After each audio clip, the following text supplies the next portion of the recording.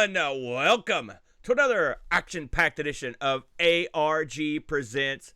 I'm your good buddy, your good pal, your straight-edge brother, Amigo Aaron, joined by a man who likes his video games like he likes his wine, less than a year old, and purchasable at the Walmart. I give you the Brent.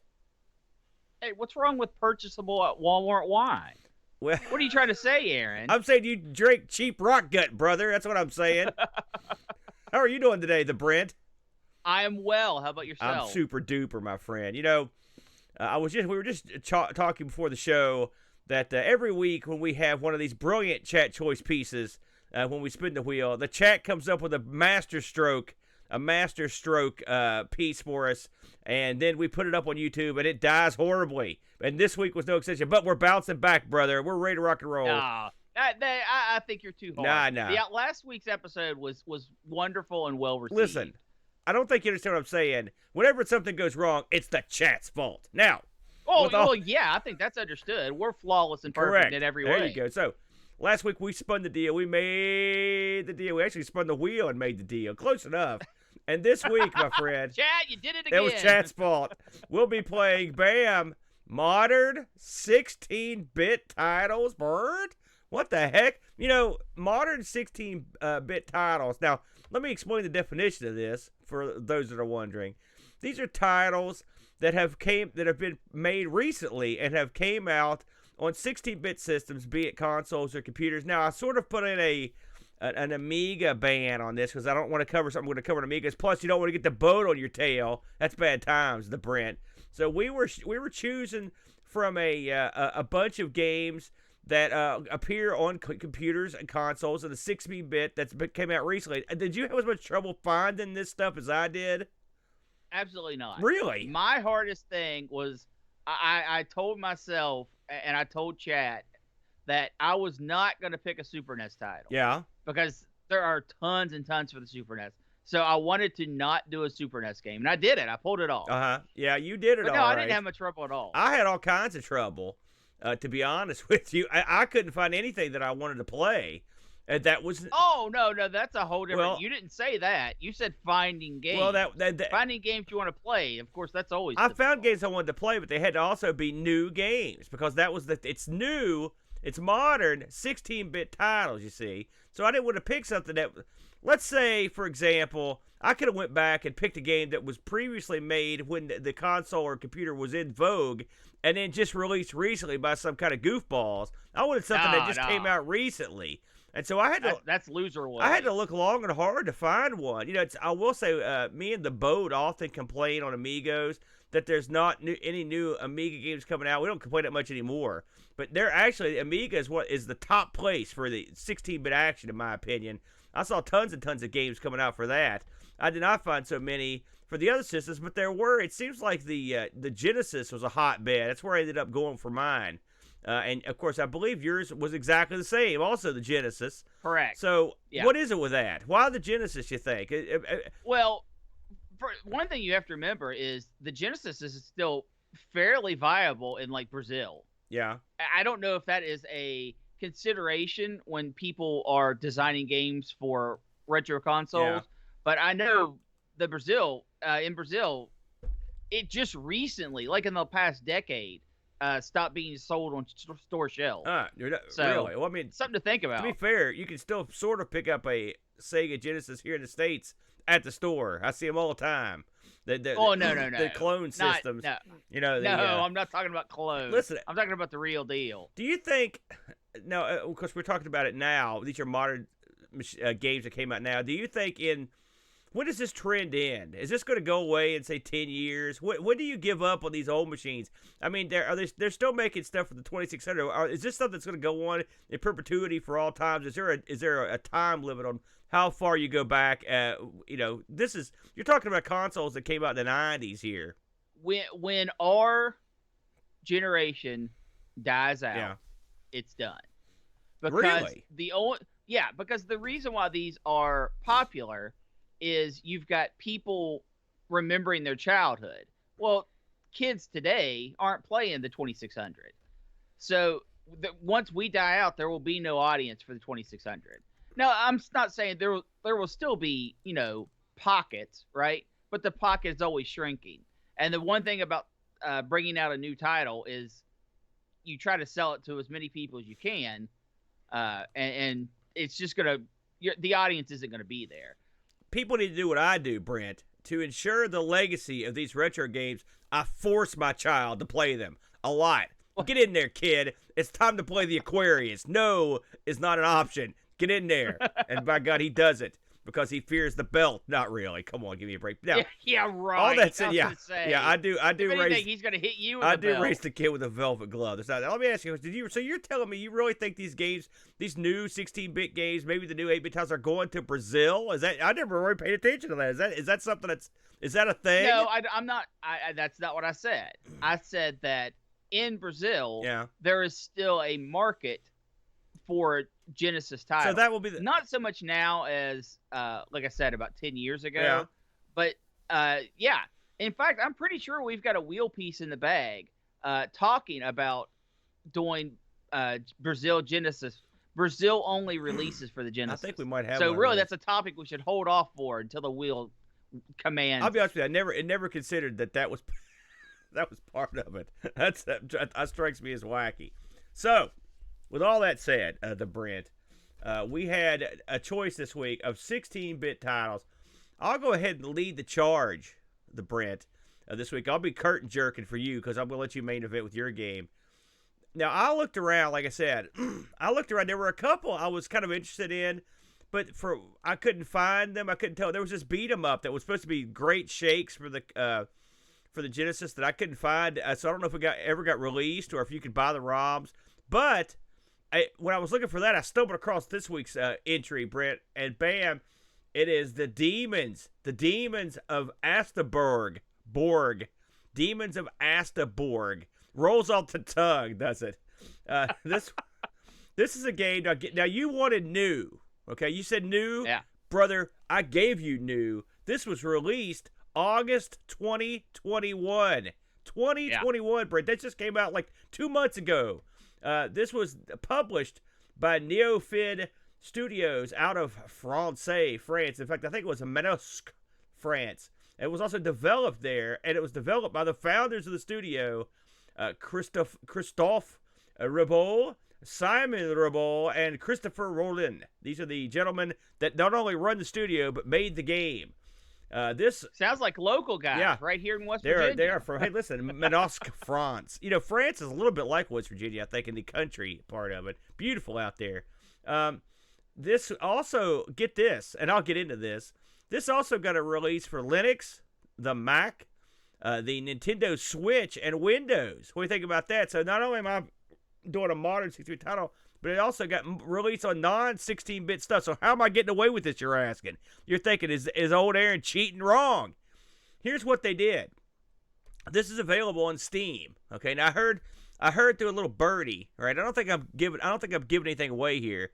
That if you bought the Steam version of this, which costs exactly the same as just buying the ROM, and I paid for this straight up with cash money, that the ROM was just in the Steam folder, and it was. So my assumption is that the fact that this is available on all these platforms, it's being emulated because this runs natively on the Sega Genesis / Megadrive. You can put it on a multi-cart. I chose to play mine on the Mister, which it runs perfectly because certain multi-carts don't. This ROM is so big that certain multi-carts can't handle it. By the way, just for an FYI, to download this thing, just the ROM, you can get it for $17.40 US. It's 15 euros. If you want the cartridge for the Genesis / Megadrive, these are region free, by the way. You can pay 49 euros or 56 American dollars, and the box cartridge with the manual, some stickers, all that crap you usually get. You're looking at $80 US, the Brent. But this is the whole enchilada, and I'm assuming there's. What do you think about that, Aaron? I knew you were going to say you're so much like me because I would have said that if Boat was saying it. I think in today's modern era of making these games, they're giving you the opportunity to buy a cart or just a ROM, so it's okay to go to work and make a little wad on the boxed version. So I'm okay with it. Now $80, I wouldn't pay it. And I'll explain. I mean, I'll talk about the game here in a minute. Even if it was the best game ever, I don't think I'd pay $80. But they give you goodies. You know, you get some stuff in there. So it's not like they're trying to gouge you at all levels. I don't mind that. And plus, these guys worked hard. This game is it's the biggest Genesis game of all time. So yeah, it's huge. And that's certainly not the biggest price. That's not the largest price I've ever heard for a Genesis game new. Because back in the day, if you wanted to buy some of the games that came out, they were $80. So it's not unheard of. So I'm not going to bury these guys. What about you? I think 80's a lot. Yeah. But you are servicing a small crowd, and I am sure this is a limited run. Yeah. So I'm much in the same ballpark as you. If the only way to play this game was to plop down the 80 buckaroos, I think that would probably, well, first of all, I think that'd be suicide. Yeah. But I think that would be harsh. However, since there are multiple avenues, including just purchasing the ROM and then how you play it after that is up to you, I'm pretty good with that. And I think $18 US is a fair price for a game of this caliber, considering the situation. I will say this. I don't tip my hand a little bit. But if I'd paid $18 to $80 and I'd gotten this game home and it was a dud, I would be furious. But guess what? You can spend your money. I think you'll be okay. So, but also something that needs to be pointed out. This game does have not a fully functioning, but a demo that you can check out to see if it's the game for you before you ever do anything. Correct. And I also want to mention, big thumbs up for game like this doesn't just pop out. All right. Yeah. This thing was a Kickstarter. All right. The old Kickstarter. I looked it up. The Brent. When they kickstarted this game, they had all kinds of levels. They didn't hit all their levels, not even close. But because they had a level at like €1 million or something like that, which they asked for 35,000 euros. All right, they got 44,835 euros from 663 backers. Good, healthy win for these guys, and they did hit their stretch goals up to hardcore mode, which this game has. So it's got 3 levels of difficulty instead of 2. So that was one of the stretch goals. So this is one of the very happy Kickstarter stories where the Kickstarter actually comes through. Now, let's talk about the game proper, the Brent. Demons of Asteborg has been described, and this is the term I'm not exactly comfortable using, but I'm going to, as a Castlevania-style game, which I think that's fair. You know, I will say, the Brent, you know me. I don't like Castlevania, but this game was. I guess it's sort of the same. You would know better than me. Would you? Is that a good comparison? Yeah, I think that's fair. Okay, fair enough. I think that's fair. So we mentioned this is allegedly the largest game ever produced on a Megadrive. You'll notice right away that these guys didn't phone it in. Every part of this game is pretty styled up. Now, I'm gonna get you this description of this game, and you tell me if you see a flaw in this storyline here, like how you would have played it, okay? And it's a long storyline because this game opens with a pretty long selection of still screens with dialogue under them. Okay, so from what I read, at some point in the past in Asterberg, the humans and the demons made a pact. Okay, they made a deal, an agreement. All right. And the agreement was sort of a peace treaty, okay? And it worked okay, I think it said for about 35 years. And you're not going to believe this, Brent. Who to see this coming? But the demons reneged on the deal. Now listen, there's nothing worse than making a deal, but who was the negotiating genius that thought to themselves, listen, let's negotiate a deal with demons. And there's a great scene in the opening where humans and demons are around this table negotiating. I would love to have been a fly in the wall to hear that one. To clarify a little bit, it was the enemy of my enemy is my friend sort of situation. So, I mean, demons, obviously bad, but there was also other bad stuff going on when they made the negotiations. Listen, I didn't get that out of the opening. It didn't sound. Who were they fighting? I didn't see anything about that. It's not what they say. They were just retaming the land. Oh, give me a. And it was like they were beating up each other wasn't getting them anywhere. So they were like, listen, listen. we need to put aside our differences and tame this wild land, and then we'll kind of go from there. I'm not buying it. I'm not buying that. That's not what I saw. Anyway, so once the demons renege on the deal, guess what? They open a portal. Well, see, the humans imprison the main demon for a while, but he gets enough strength back to free himself, allegedly, open a portal. And there's a scene where he opens the portal and the demons come gushing out like a drain. And so here you come. So you are an orphaned son with great powers. You were raised by a guard who they trained you to be a super stud. And now it's your job to go and stop the demon horde, among other things. So that, and the backstory, trust me, this is a very light version. This is a pretty deep backstory in this game. And it's not one of those, this isn't one of those games where they develop the game, then they put a backstory in. They developed this game around that backstory because there are elements of the backstory that come out as you play through it in the form of flashbacks and dialogue boxes and people you talk to. So I would say there's a role-playing element to this, not by my definition, but by the definition of a console.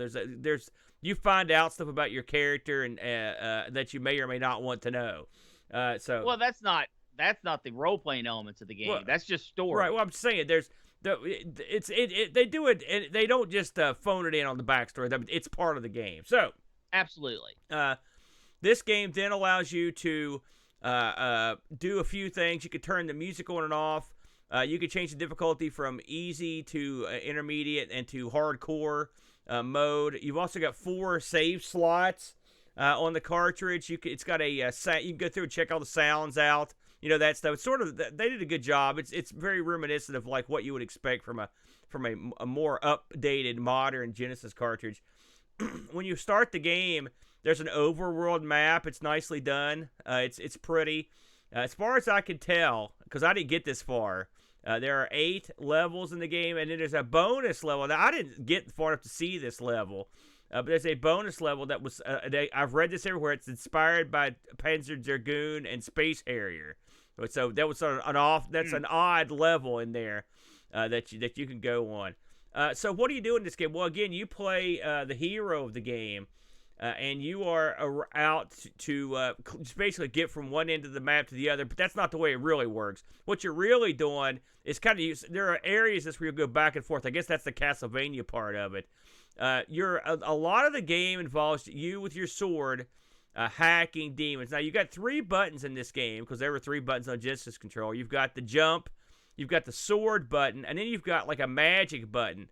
Now, it's funny at first because I read this and then I was like, I don't have any magic. It didn't do anything. Well, you don't just get magic to start the level. That's sort of the gimmick of the game.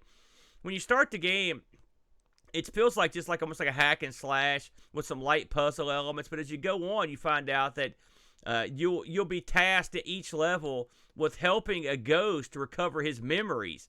And as you do this, he will grant you your magic. And so that's how you get your magic.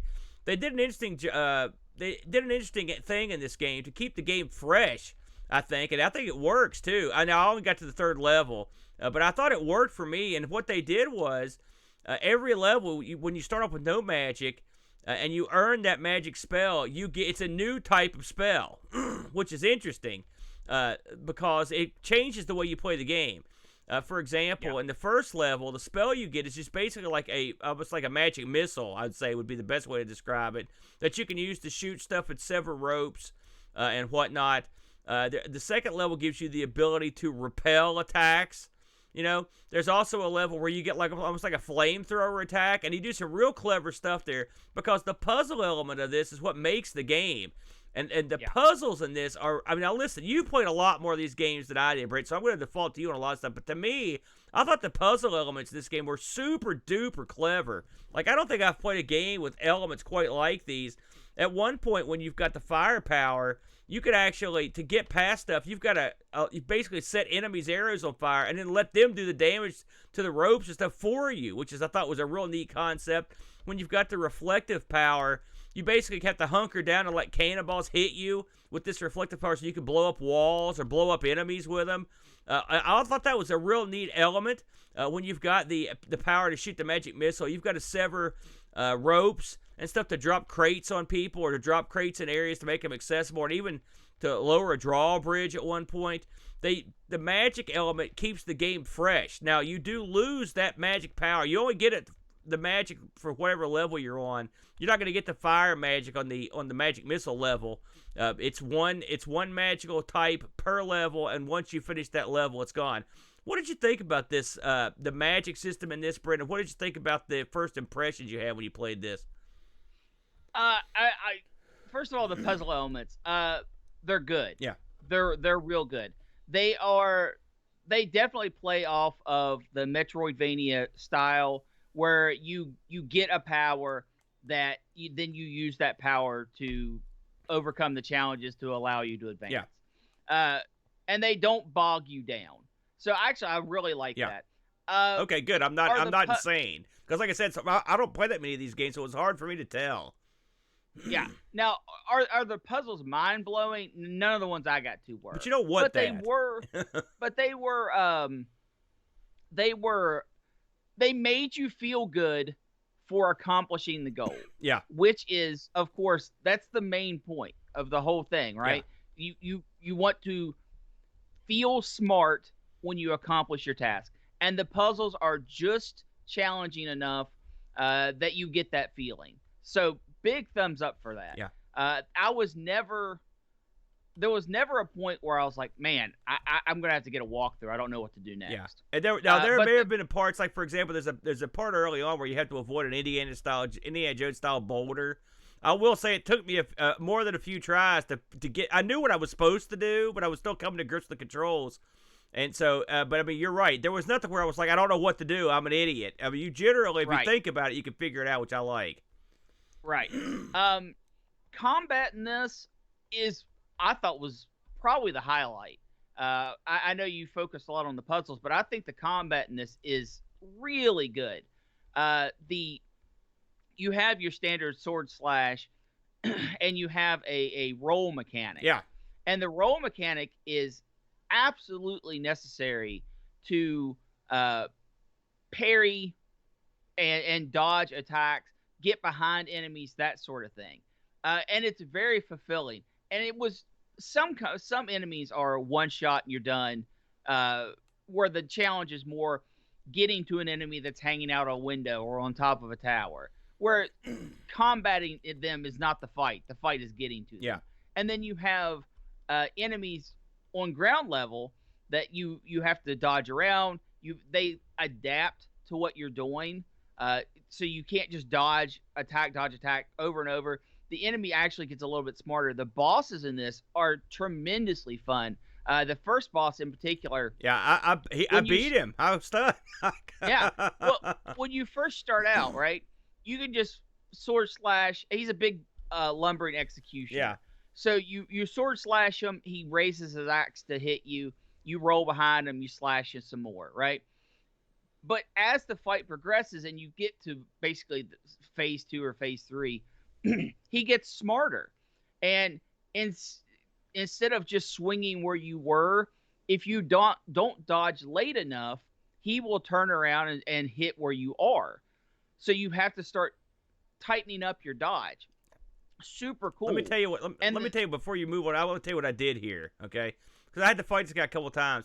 And one thing I like about this is that you can do this different ways. So there's a saw blade that comes down that you have to like sever the not string, a saw or blade, it's an a executioner blade, whatever. So what I did, there's a box you can drop, okay, on a string, and you can drop it in different places. And I ended up putting it if you put it in the right spot in the Brett, you'd have been proud of me for this. You can stand on it, and he can't hit you. And so I just stood on top of it and waited for the blade to come low enough to where I could shoot it. That's how I killed him. Now, there's no time limit on this game, which I was very happy about. I don't think this game would have done well with a time limit. But I thought the bosses I saw were clever. I really liked this first guy. He was fun to deal with. I guess before we move too far, I want to talk about the structure. So we mentioned there are 8 levels here.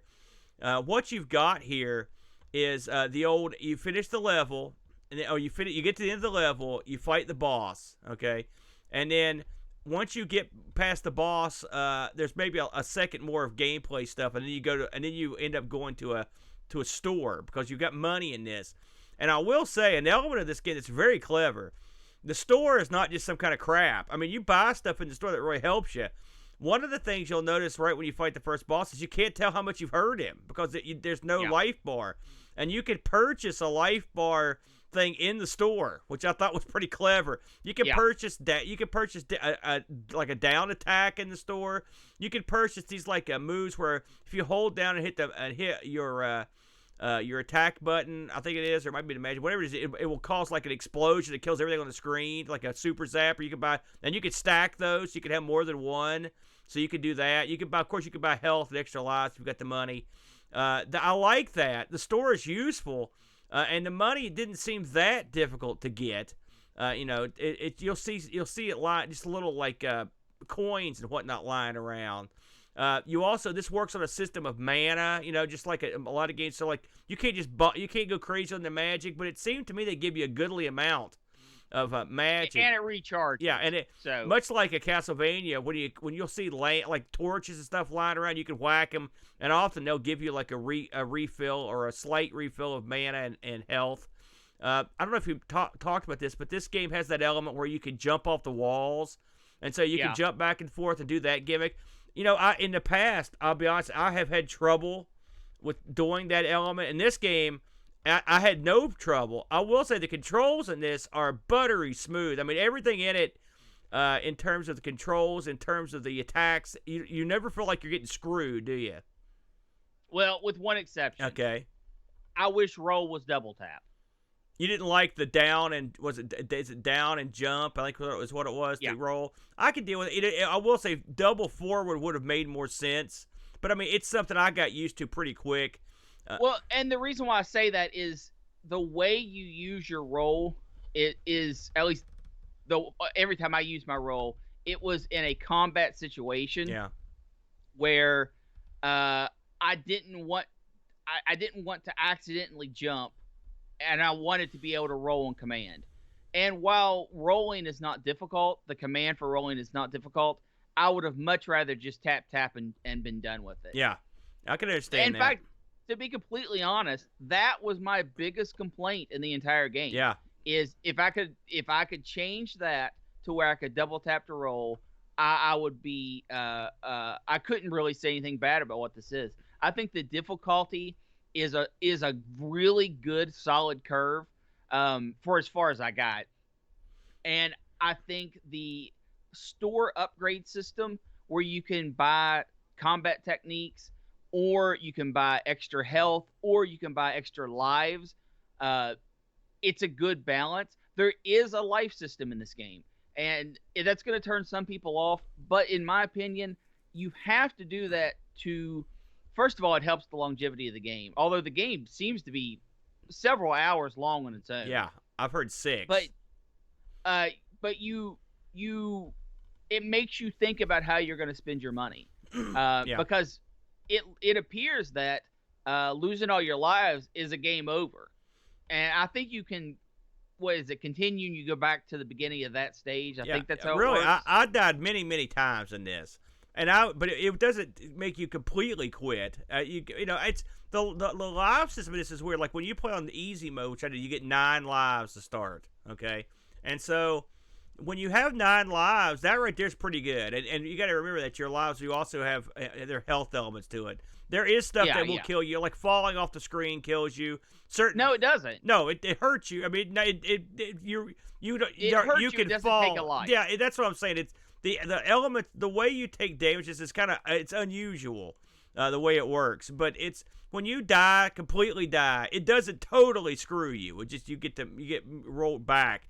It's not bad. I thought I like that the system in this, because I felt like if I could go out there, and there are elements of this game where you're going to die. I'll give you an example. In the second level, remember when you have to go use those cart wheels to go across those gaps? Did you get to that point? Yeah. And so what you have to do with this one, I thought was also clever. You have to jump on these giant wheels and then start running backwards to move them forwards. And then you would put them into the gap. And at the last section on these gaps, you would jump up and onto the land. It was tricky, and it takes a few times to do it to get it right. But there are certainly elements, and there's elements on that even on the first level, like you talked about a little bit. The boulder you have to outrun, Indiana Jones style. Yeah. It's not that it's difficult; it's you have to figure out exactly what you're supposed to do, or exactly how to do what you're supposed to do. I think that was my first death, and when you just die, the game's very generous. Yeah. It puts you in a fairly close location. It's only when you lose all your lives that it's like, okay, you got to start all the way over from the beginning of the level. Something else this game does that I don't think I've ever seen a game do this. It struck me as odd. You're running along. If you see enemies, you can just, most of the time, you just jump over them. If you don't want to fight them. Yeah. But there's every once in a while you'll get to a spot where you'll come into an area and it'll say fight, like a Mortal Kombat style, and then you have to kill everyone in the area. And sometimes that'll play into a puzzle element of it. But it's that struck me as interesting. I like it. I don't have a problem with it. That way you can't just bypass everything you see. So that was interesting. I mean, really, this game has an old world mentality with a modern touch. I mean, you've got the flip screen element, which is something, there's scrolling flip screens, which, I mean, where do you go see that? It's something real unusual. But while we're talking about it, let's talk about the way this game looks. Guess what? This game looks awesome, I guess, as a news flash. I mean, is this the best looking Genesis game I ever saw? Yeah, probably. This thing looks like, it looks awesome. It's got these scrolling parallax backgrounds that you can, sometimes you'll see through the foreground, and you can see what's going on behind you. They've got these starry-filled skies. They've got waterfalls. They've got all kinds of crap. Mountains, forests. It's beautiful. The actual characters that you fight and the guy you control looks great. Like, they didn't phone it in. These guys look awesome. They react to stuff with different animations. They just look, it looks great. The music in this is great. Also, you can turn it off. If you don't like it, turn it off. But the music I thought was real good. Yeah, why would you ever turn it off? Now, it does suffer for some frame rate issues. I didn't play this on the actual thing, but on the Mister, I didn't notice any. Did you notice something on what you were playing? Yeah. Every once in a while, when you've got a lot going on, a lot of enemies, and it's not unplayable, but you can tell the frame rate takes a dip. Yeah. But I did read that, but I didn't see it myself. This is punching some huge stuff out on the Master System here. Yeah, I mean, listen, I'm just gonna come clean. I bought this begrudgingly because I'm cheap. This is a top shelf game, and I'm a kind of guy that doesn't like these sorts of games. This was great, creative, sounds great, tons of options. Like, it looks great. It runs on original hardware. You can get it on Steam. I thought this was just awesome. And there's one more thing we got to talk about. You can get to a certain point where your guy gets like supercharged. There's invincible, and when that happens, the music changes into this like, how can you, power chord of death, and it makes you want to run out and just be a murderous fiend. It is the best. When you get pumped up in this game, it is awesome. I've never heard a game that put over being pumped up like this one. It was great. So I don't have anything bad to say about the game. I liked literally, with the exception of the goofy backstory. Now, hey, I'm not gonna hold that against it. I also like the fact that you go into, like, we're watching now. There's a demon town. You get there where they've taken over, and the demons are scowling at you from the windows, dumping crap on you. It's goofy, but I liked it. There are some goofy elements in this game, but it's fun, and if you're into this sort of game, holy smokes, go get this immediately. And if you're not into this sort of game like I am, you should probably give it a shot anyway. Absolutely. And if you're on the fence, you can go to Steam, download a demo, play through that. That will tell you if this is the game for you. I highly recommend this. I definitely think this is something that if this came out in 1994, it would be an instant classic. Yeah. And I think because of that, it is worth taking a look at in 2021 because it's a fun, well put together game, and it deserves to be taken seriously. Yeah, and listen, when you hear me and Brady grill something like this, that's because this is definitely not my sort of thing. I did, believe it or not, there were very few reviews of this thing, the Brent. I found a couple. The guys over at Starburst give this 4 out of 5, and this does have a positive on Steam with very limited. It doesn't seem like this has gotten a lot of action, which I was surprised on Steam because there are only 13 user reviews on there. Listen, I for the crowd that listens to us, if you have a Megadrive at the house, pull it down. You'll enjoy it. We did get some Discord reviews, the Brent here. If I can pull those up. You don't have those handy, do you, the Brent? I don't have my Discord pulled up. Well, I'll grab them real quick. I was happy. While you're doing that, some people in chat are commenting that the levels look a little bland, a little brown. They change a lot. The color palette is what it is. It definitely has variety as you progress, but I wouldn't look at the footage that we're showing and say, man, the game doesn't look colorful, doesn't look bland. It is definitely a style choice. It's trying to go for a bleak overtone, but I had no problem with it. Yeah, and the different levels are obviously different. The second level is like all green, so it's all in the plains. So the one and only John Boat of Carshaller took this one to task. It went to work on it, Brent. He writes, if Leander's developers would have had the opportunity to play the pinnacle of the genre before designing their Amiga game, it might have looked something like this. A stellar effort that would have gone down as one of the best Mega game drives of all time had it been released during the heyday of the system.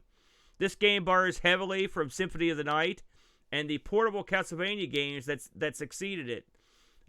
Gameplay is fast, fluid, and just feels right. I especially enjoyed the fact that, like the Castlevania games, your hero's forward attack can also damage enemies behind him during the wind-up. The music's fantastic, though the same tune plays throughout the first level. You'll get sick of it sooner or later. By the way, you can turn the music off on the fly, which I also appreciated.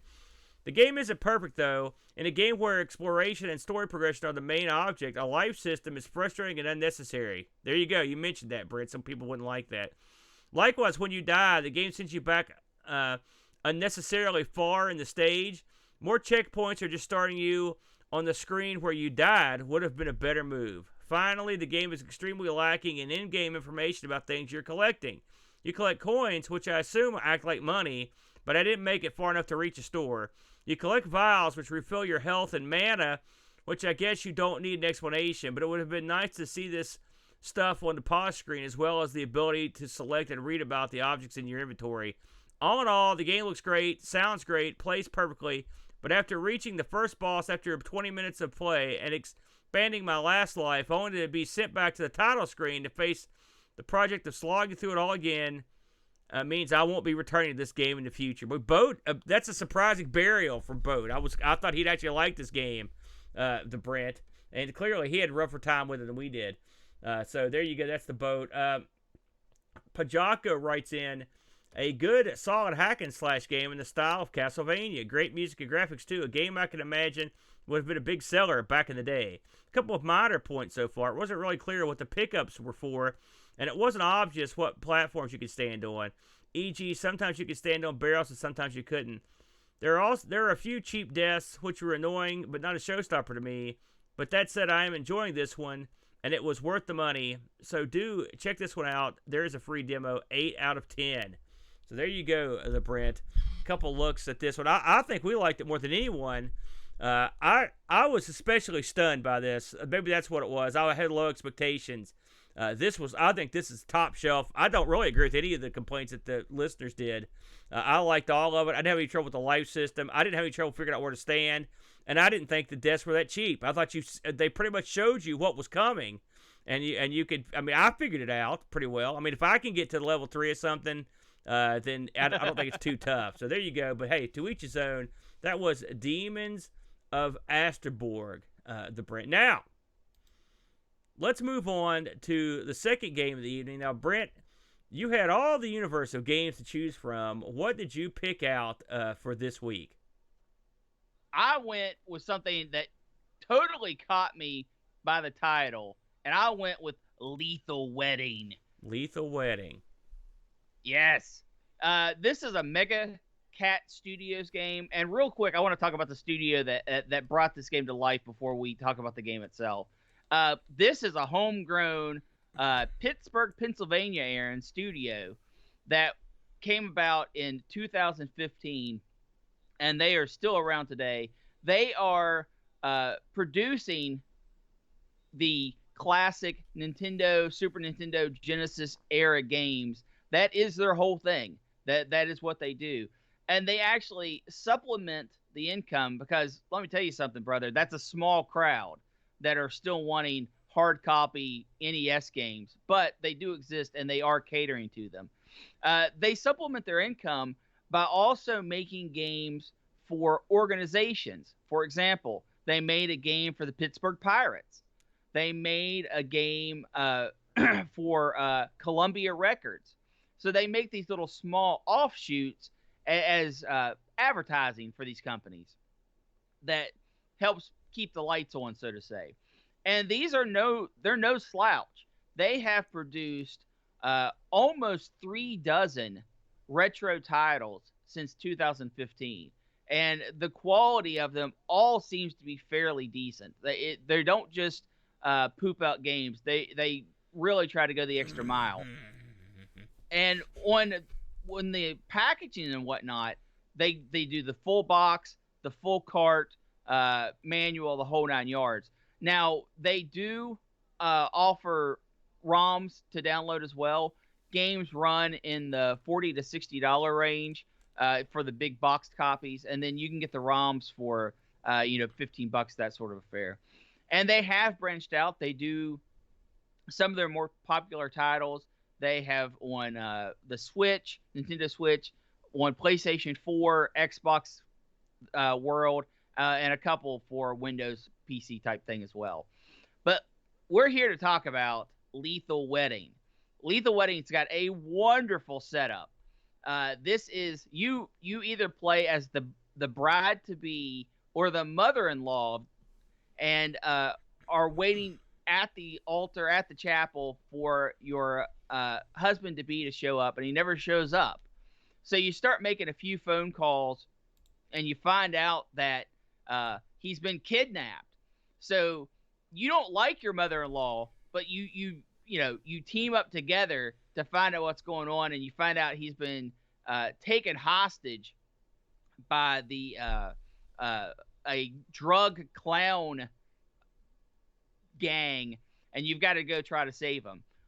You can either play as the bride or the mother-in-law, and they actually do play differently. One has a shotgun attack and as their base attack, and the other one has a pistol as their base attack. And then what you're thrown into is this very difficult run and gun per level scenario, where the main goal is to get to the end of the level, progress the story, progress to try to find your husband to be, or son, depending on which person you play as. Incredibly fast action game, incredibly just chaotic in its action, and incredibly difficult. Holy cow, I thought this game was hard. Aaron, what did you think, just on the difficulty alone, what did you think of this game? I thought it was very, very hard. Yeah. Let's put it if that's all you want me to say. I thought it was pretty hard. There's no doubt about that. I think the sound design in this game, the music and whatnot, is on point. The opening theme for the title screen is just awesome. The in-game sound effects and whatnot are also pretty good. It's your basic fare, but I think they do a good job with it. I think the graphics in this are top-notch. Everything is colorful when it needs to be colorful, and kind of bleak when it needs to be bleak.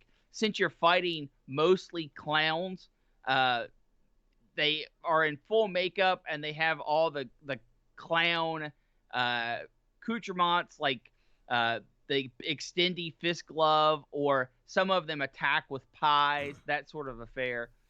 So I think the graphics are quite phenomenal. Everything looks as it should. There's never a time when you're like, man, is that, what is that sitting in the corner? You pretty much always can understand what something is. But the difficulty on this game is something I'm sure we're going to talk about in more depth. Aaron, I see you're chomping at the bit on this. What do you have to say? Listen, never has the gap in quality between two games been and the valley been as wide as it is this week. This game is garbage. No good. Will not recommend. Listen, I'll go ahead and get your spiel out. I'll tell you why you're wrong. There's two things I liked about the game. The big crazy clown face at the beginning, that looked pretty cool. And the fact that the club you go into is called the Cheat Code. I will say I did laugh. I did giggle at that. I like the fact that there's an invitation on it, and there are some cute touches. But I knew right away when I sat through a 3-minute dialogue sequence in front of a giant cake. You can skip. I'm like, oh god, yeah. But I had to get that. I had to get the incredible backstory that this chick has kidnapped. The wedding party that were kidnapped by clowns, and who saw that coming? I wasn't. That's not the way. I've been to your wedding, among others. That's something we never experienced. Was kidnapping by clowns. So I know some of my friends probably wish their significant other had been kidnapped by clowns, or the getting was good. With all that said, let's see. Graphics, superb graphics. No. They're just plain Jane graphics. There's nothing epic about them. First of all, I didn't say they were superb. You said they were top shelf graphics. They're not that top shelf.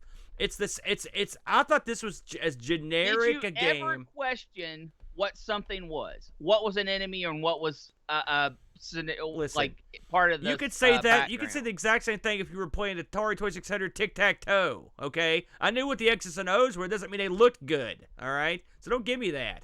Like, the music, it's okay. The visuals, I mean, I'm not burying them, but they're not, like, a top shelf. Not like the last game. They're not even the same in the straight stratosphere.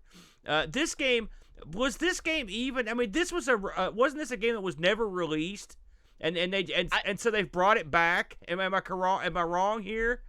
We'll go into that, but no, I think you are actually incorrect. Oh, okay, because that's the way I read it. I read this was a game that was going to come out back in the 90s and never got released, and that's what Mad Cat does. It goes and gets these old titles. So no, this is a completely original. This is a complete original game. Well, that's what. They should have left it buried.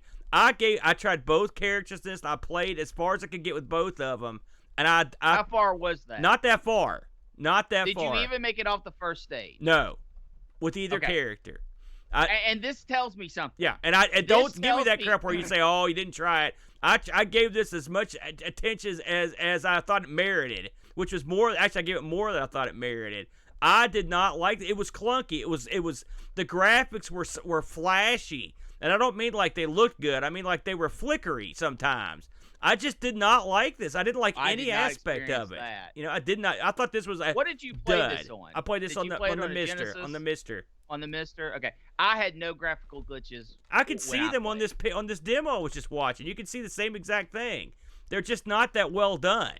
It's not a well done game. It's a throwaway, in my opinion. Oh, okay. Throwaway. Okay. Let me tell you something, Aaron. You're an idiot. I get that sometimes. And you obviously first of all, I'm not surprised you didn't get off the first level. Yeah. Because it's super the game hard. Is brutally hard.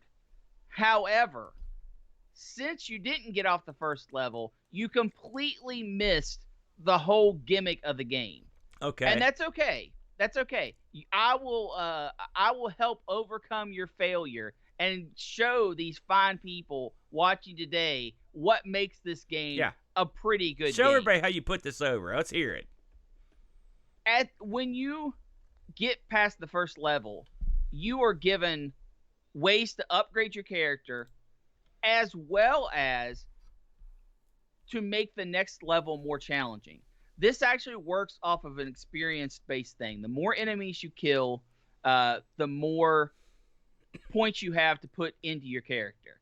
And to get more points faster, you can augment the upcoming levels by saying, like, the enemies are faster, or the enemies do more damage, or the enemies can teleport to your location. The presents you pick up that will normally give you extra experience poisons your character. You can have it. The enemies shoot faster. You reload slower. There are tons of these little augments, and you get to choose between 3 of them at the end of every stage. And when you do that, or before you do that, you get to upgrade your character.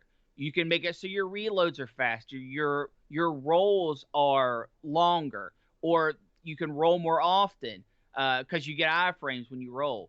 You can have it to where the guns, the other weapons you pick up as you play are more powerful or have more ammo. And this is exactly what this is in the style of is Zombies Ate My Neighbors.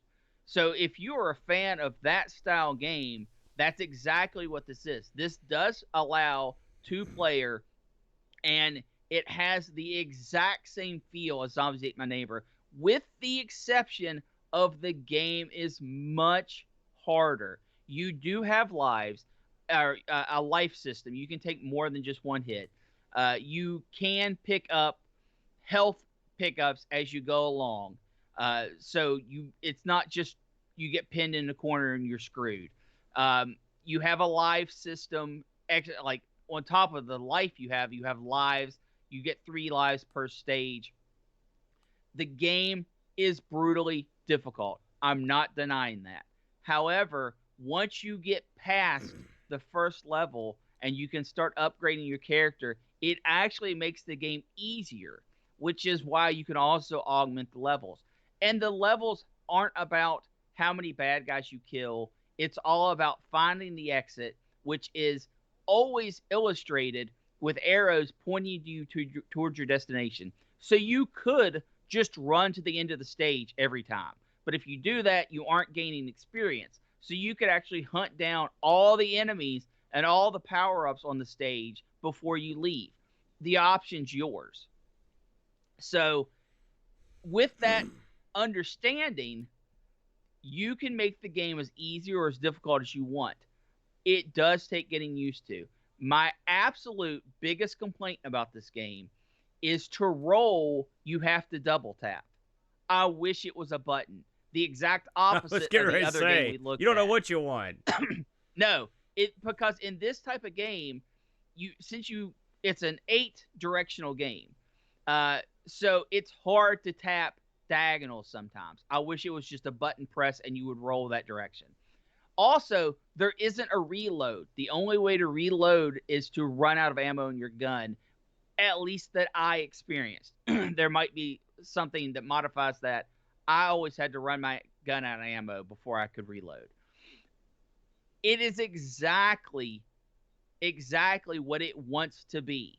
The graphics, the story, there's 30 levels of this thing. I didn't get 30 levels. I think I got 5 or 6 levels in. And that was after multiple attempts.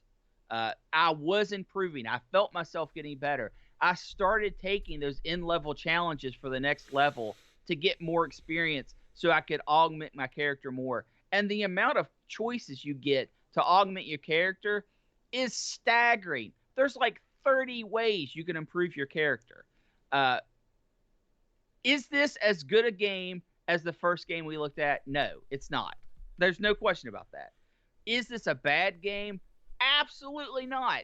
If you are looking for a fierce run and gun game where the story is very tongue-in-cheek, it's very fun to see the interactions between the newlywed and the mother-in-law. Their back and forth is tremendous. The game is a lot of fun. It's just really hard. I'll be honest, I didn't like Zombies Ate My Neighbors either. So there's that. But yeah, listen, if the game's too hard for me to get to something that might make it more interesting, they need to work on that. No, Aaron, if you can't get off level 1, you need to be a better gamer. No, listen, hey, I'm calling it like I see it. It's not like I tried it one time and quit. I didn't like it. I didn't like the way it played. And even with the augments, it's the same game with some little tweaks. I'm just not buying it. No, it's not. No, that's the thing. It doesn't look. The augments are tremendous. It doesn't look good. It doesn't play well. The game does look good. You're just wrong. Amateur hour. I'm sorry, I'm not buying it. I'm not buying this one. So, with all that said, You're not buying it, Aaron, because listen. You picked the largest Genesis game ever to be made. One that could never be commercially viable back in the day because the cart size was too big. It was too big to fit on a normal Genesis cart. No, it would have fit. You can. Hey, listen, it works in a Genesis right now. And this. So it wasn't too big to fit a Genesis cartridge. They made one. It was over. The game is over 16 meg. It's great. That's why they had a big game. Okay. This fits on a normal size cart. I think the ROM for this is 2 meg. Yeah. And this no kidding.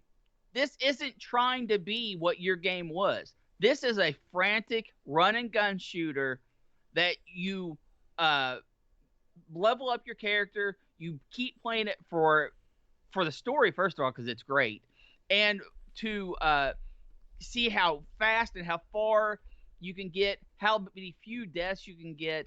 It's just because it is a different game than what you like doesn't mean it's a bad game. I don't like the enemies and you do either. That all I don't like the way time. the enemies pop on the screen. I don't like the way they move. I think the talking enemies about? are cheap. I'm just telling you, I didn't like the enemies either, and I didn't think they looked that good. You don't tell me what I can't do and do not like. I know what I like. I'm me. There you go. Well, and let me tell you, you being you is the problem. No, I'm the solution. Because you can't respect something that you don't like. I don't respect it. I don't think it was good. Just because you don't like it doesn't mean it's not good. I don't think it was good. There you go. I don't think it was well done. I don't think it. And by the way, this thing's been out and it's come and gone, and it has very little has been said about it. So clearly it wasn't just me. Did you get any reviews on this aside from Discord? Did you look anything up on the review side of it? Well, first of all, let me go into the release of this. Yeah. This is what I could find out about the game. This was brought to light in 2019. Uh-huh. And they said that they were going to release the game. And if you go to their website, you can actually download the ROM of this for free. What's that tell you? By the way, for free. Yeah. My understanding is this is going to be released at a later date in its boxed form. If you go to the Mad Catz webpage, it looks like all of their games have downloadable ROMs. So kudos for them for that. Some of them are in a demo capacity. Some of them are full game. So super kudos for that.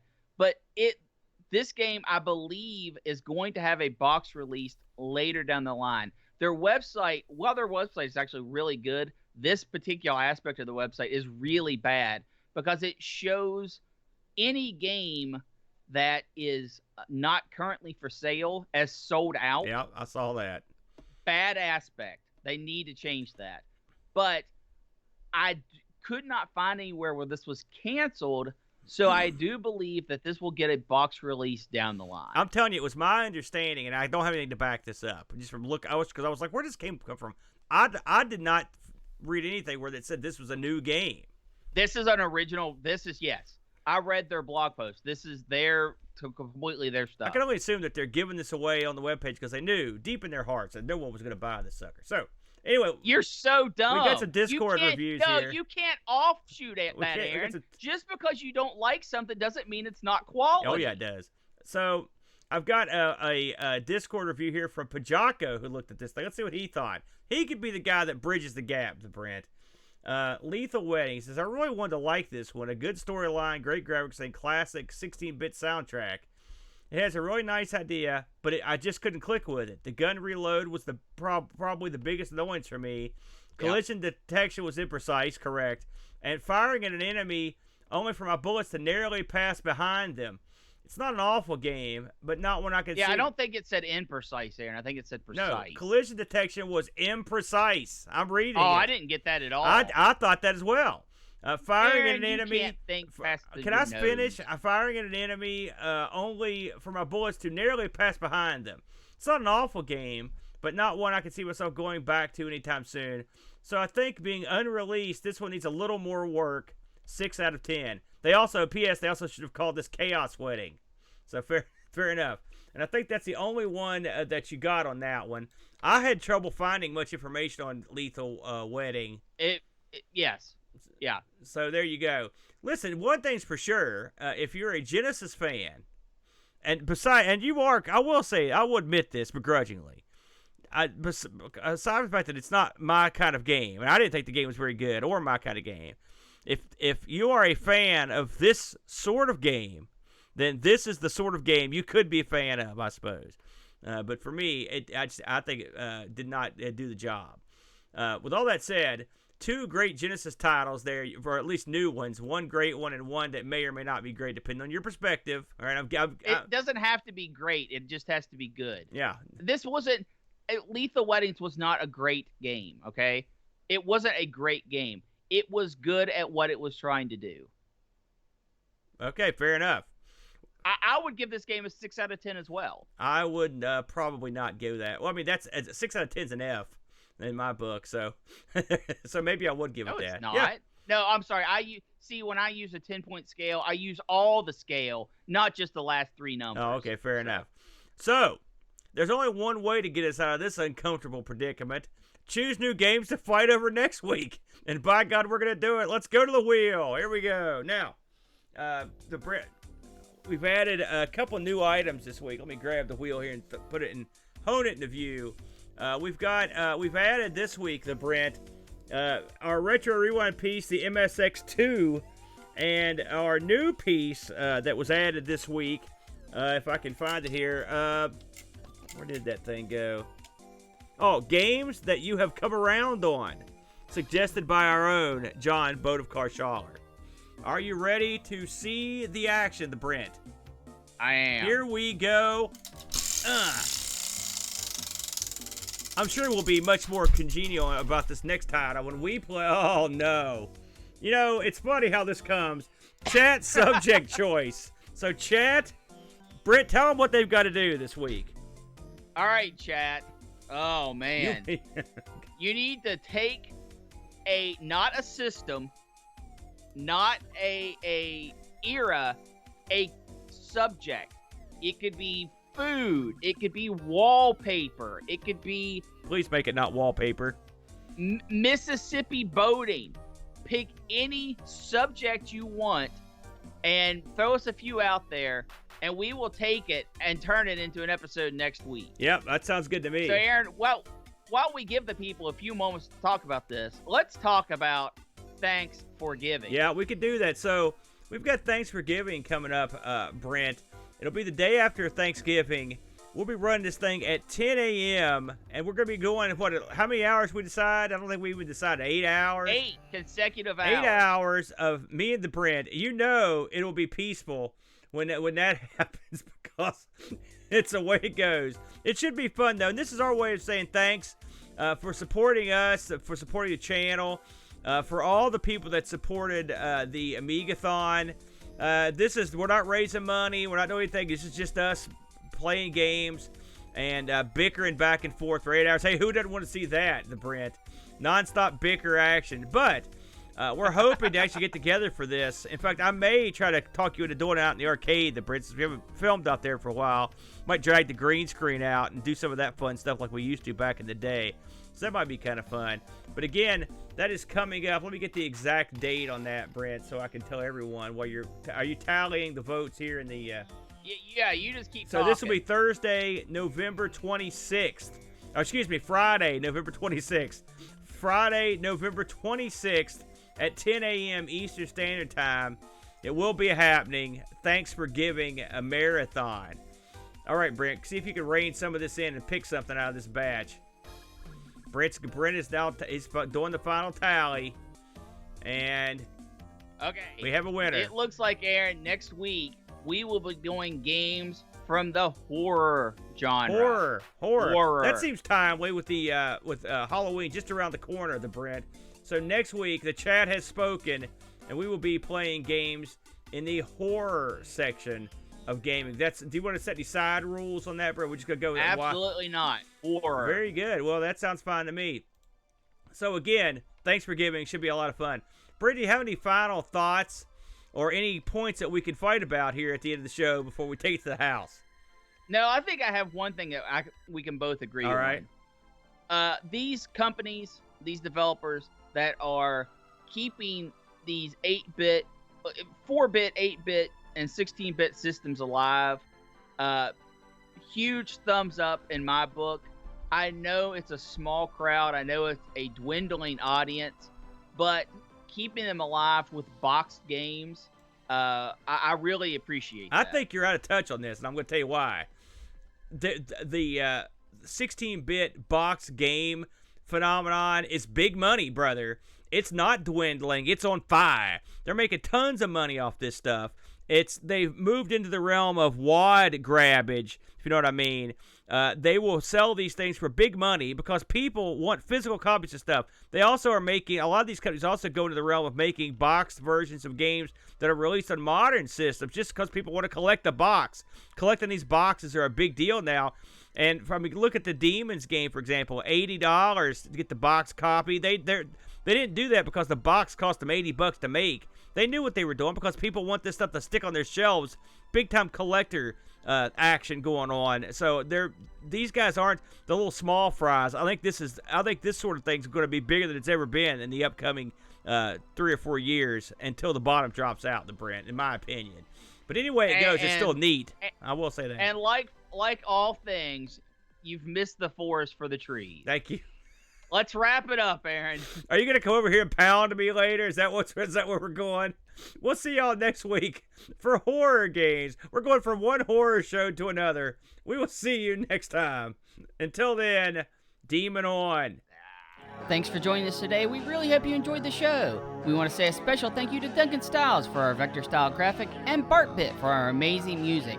We also want to say a super special thank you to our supporters. Rolo, Olaf Hupp, Terry Howard, Gary Heather, John Schaller, The Slow Norris, Frodo and L, Chris Foles, Mitsuyama, Jason Warnes, Rob Flack O'Hara, Andy Craig, Andy Jones, Kevin Bean, Pachacos 6502, Anthony Jarvis, Steve Rasmussen, Bernhardt Lucas, Dave Velociraptor, Graham W. Vetke, Roshi, Mr. B, David Terrence, Super Tech Boy, Oram, Sundown, Texas Foosballer, Airshack, Retroallergy, John Deckman, Jerry Dennington, and Z9K9. Would you like to become a supporter for as little as $1 a month? You can do so at patreon.com/ARG Presents. Supporters get access to our Discord channel and their name called out in the credits. Don't want to explain another credit card bill? That's okay too. You can support us by leaving us a positive review on Spotify or Apple iTunes. Have an idea for a wheel piece? Email us at argpresents@mail.com. We film live every Sunday on Twitch, Sunday, 10 a.m. Hope to see you there.